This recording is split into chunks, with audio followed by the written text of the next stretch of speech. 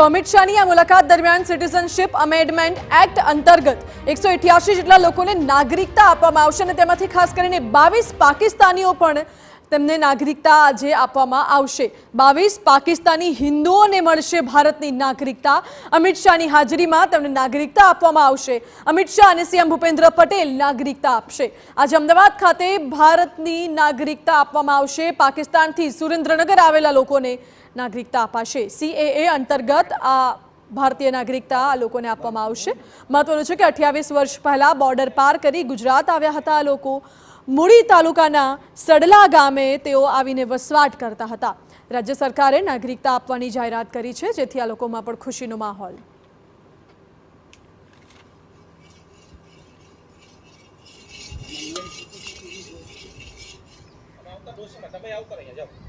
અમિત શાહ જ્યારે ગુજરાતની મુલાકાતે હોય ત્યારે છેલ્લા 28 વર્ષથી સુરેન્દ્રનગરના મૂળી તાલુકામાં રહેતા પાકિસ્તાની હિન્દુઓને આખરે ભારતીય નાગરિકતા અમિત શાહના હસ્તે એનાયત કરાશે।